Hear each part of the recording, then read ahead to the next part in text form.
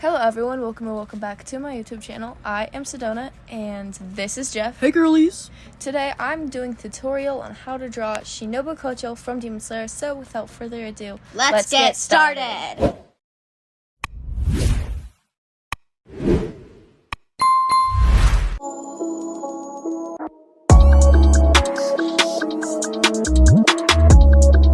To begin, I want to apologize for the lighting. The camera wanted to focus on my phone.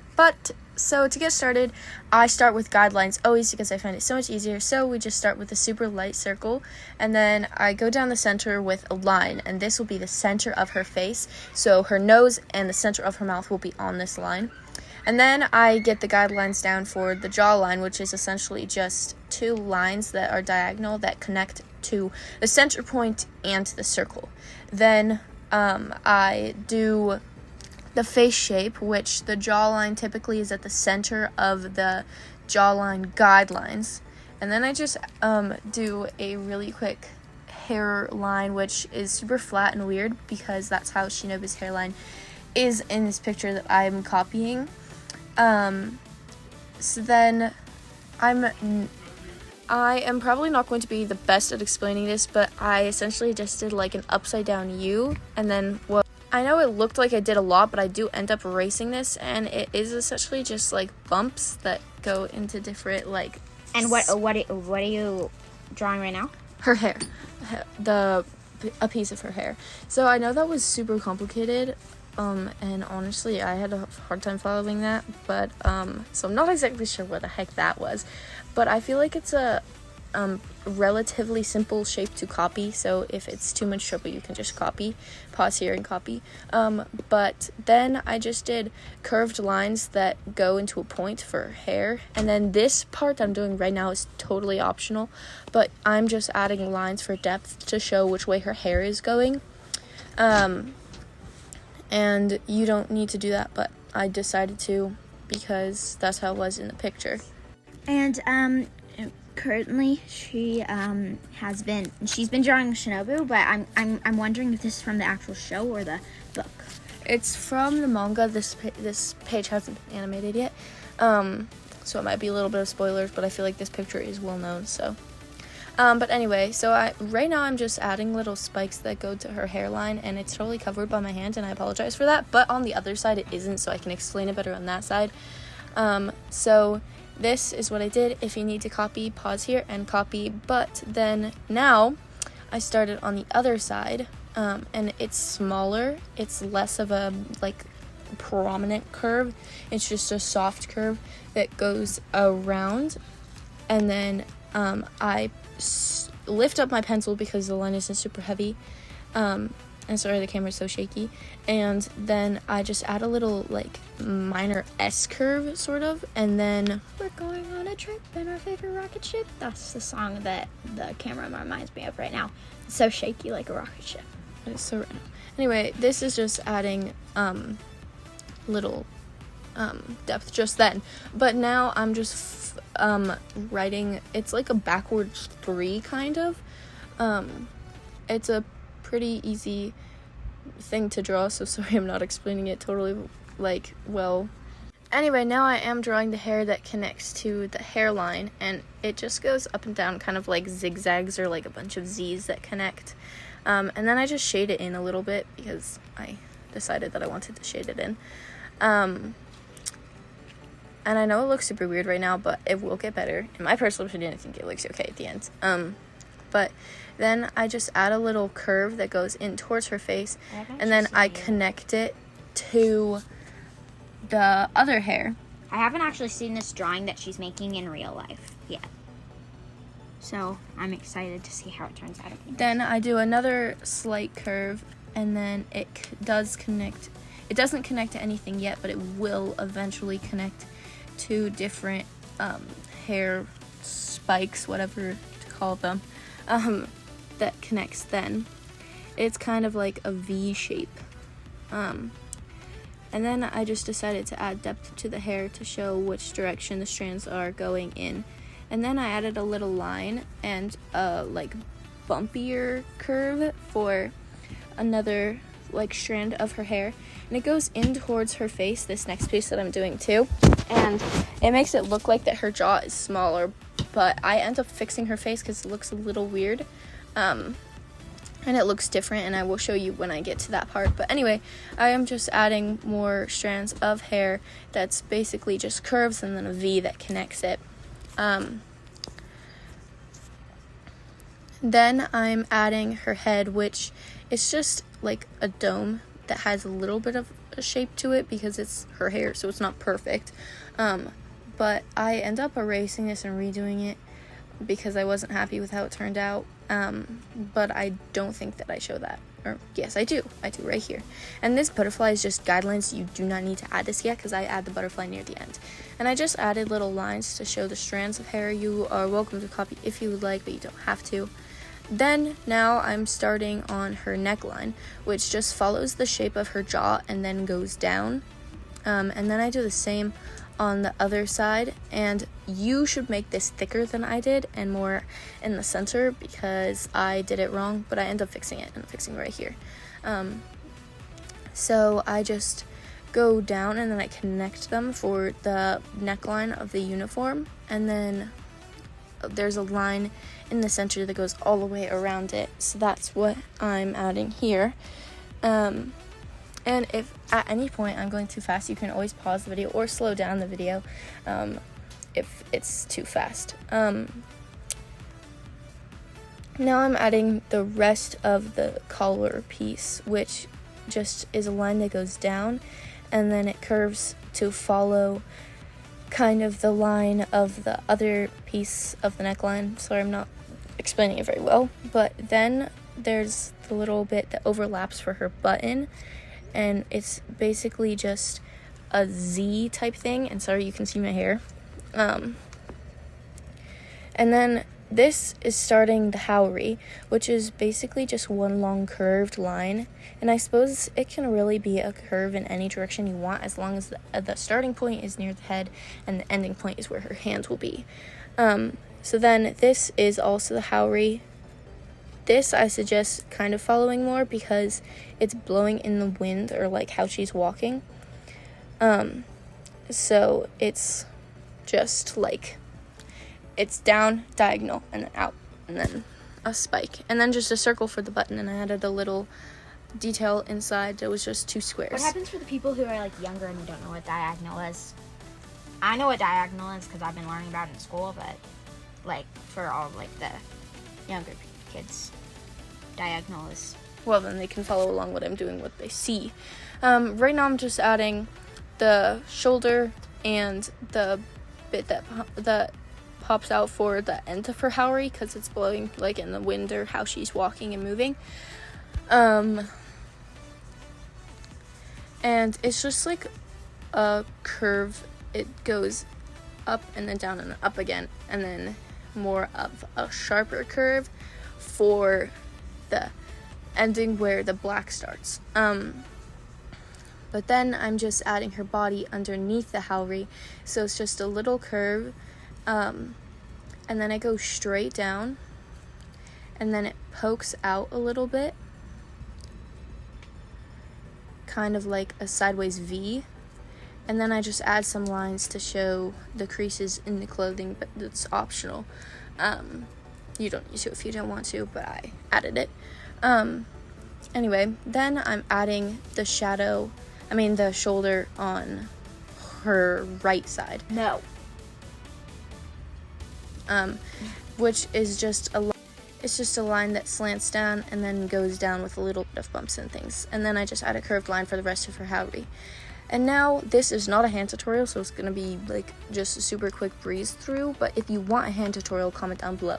But basically I just do a trapezoid shape for the guidelines of her palm and the back of her hand, and then I added like a little triangle bit for her thumb, and then her knuckles are like wrapped around the Howry, or her fingers are wrapped around the Howry, so it's more of like little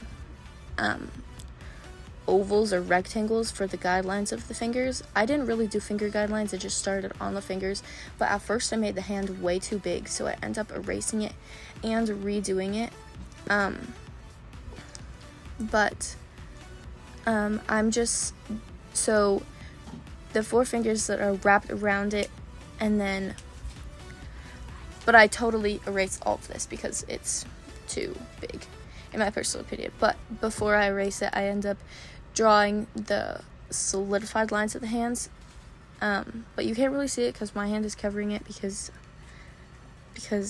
I'm not very smart, but it's okay. And then I just add a curved line, and then a line that goes out for the thumb, and then I do add the side of her haori that like is creased because she's like folding it and bending it and like holding it to her, and then there's just little creases, and you don't need to add those, but I did.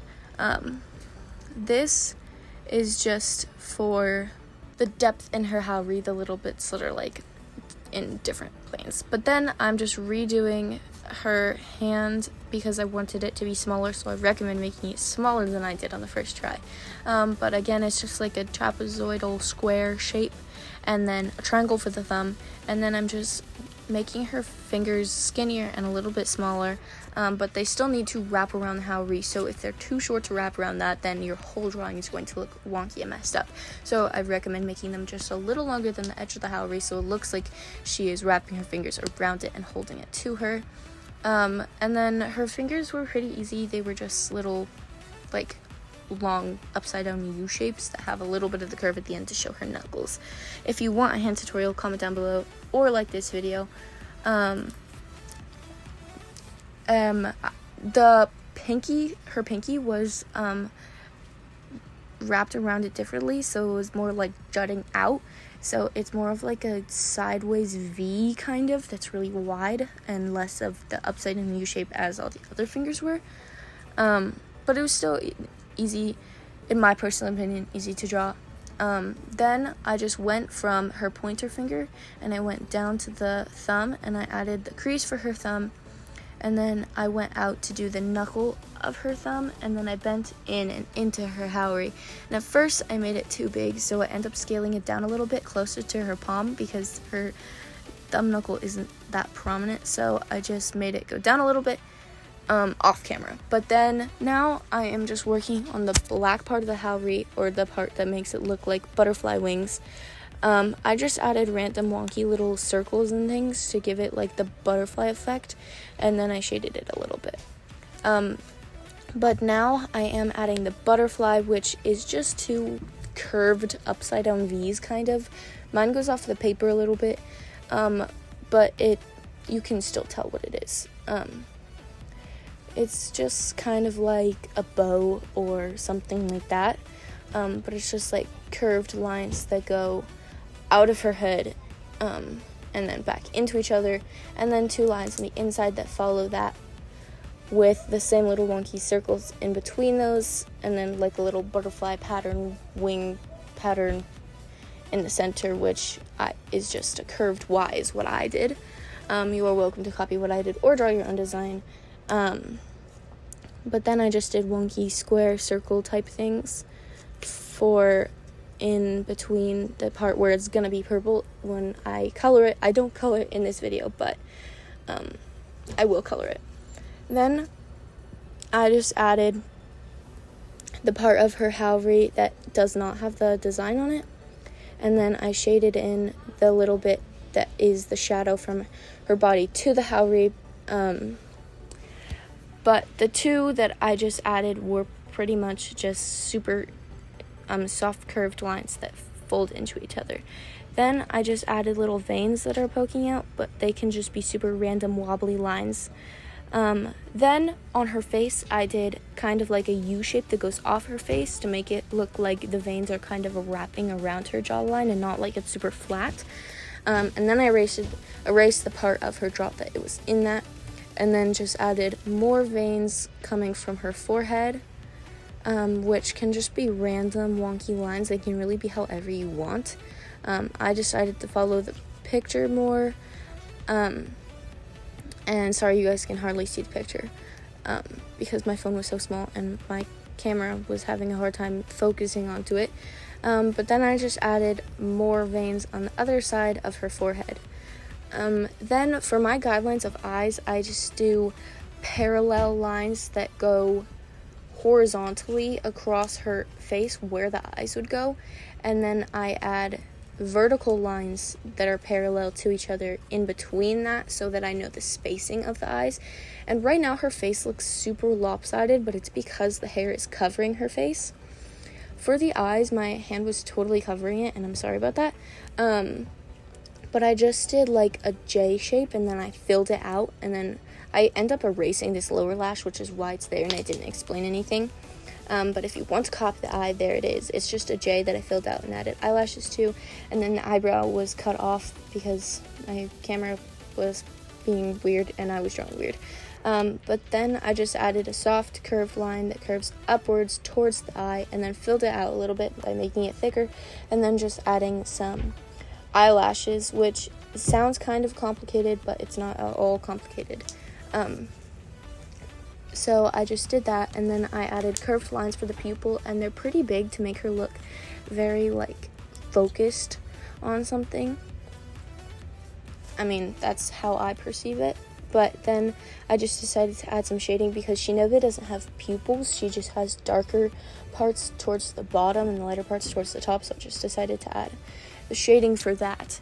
And then before I start on the other eye, I do like creases in her eyebrows and her nose before I do the other eye so that I can get the spacing.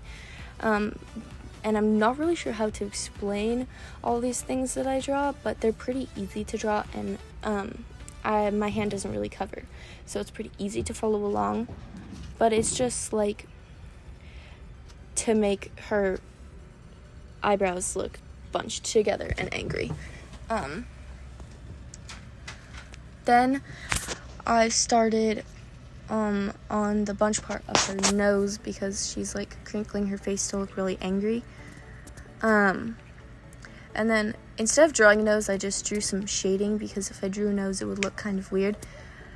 And then I am finally starting on the other eye, and it's super hard for me to get the eye symmetrical, so I redid this eye a few times, but it's just a curve that follows from the center line that goes out to her hairline. And then I just did the lower lash line again,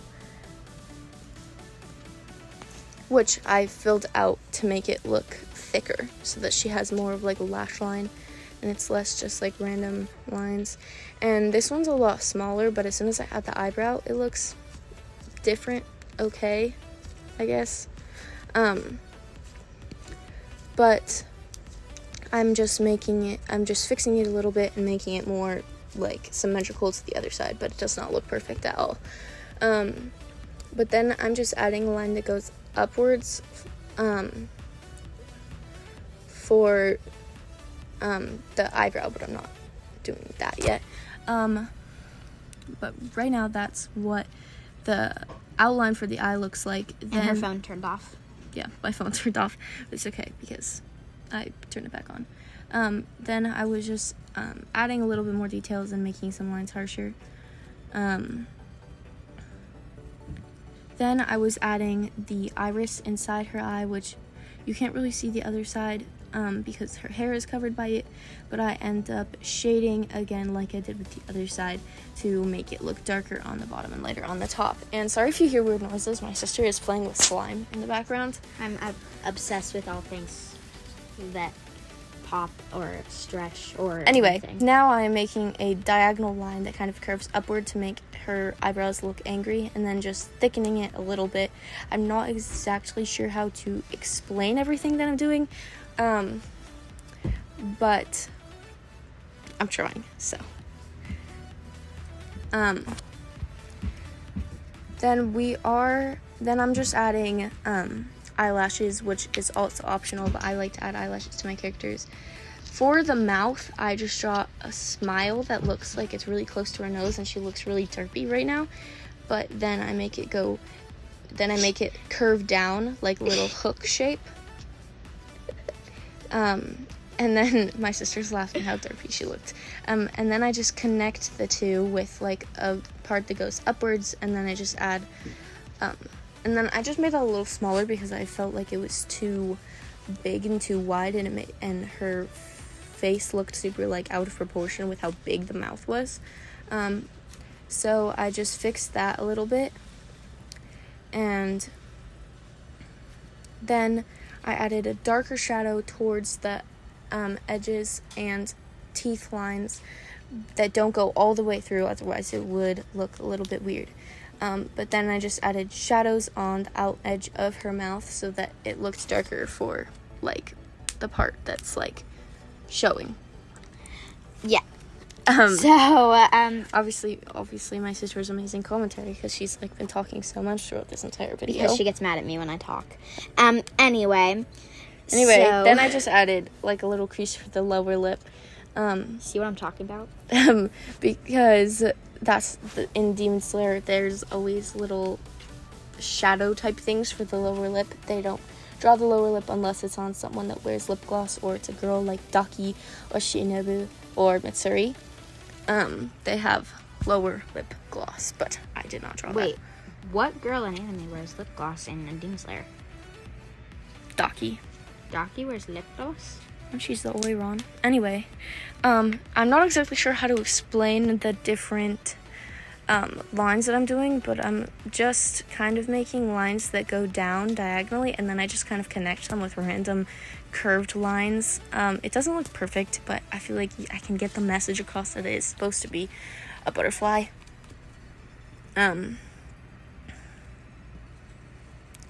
So I just did that for the rest of it, except for the parts that is supposed to be, like, folded over, or the beginning that isn't supposed to have the butterfly look to it. But it was super easy to draw them. I just did lines that kind of followed the movement of the ones before them, and then just lines that connected the two that were super wobbly. Sorry, I'm totally not explaining this well, but anyway. So I just did that, and then I shaded in a little black part on the end off camera because I like shading the things. But we are nearing the end, so thank you guys so much for watching. Please like, comment, share, and subscribe. Don't forget to turn on post notifications. I'll see you next time. Bye-bye.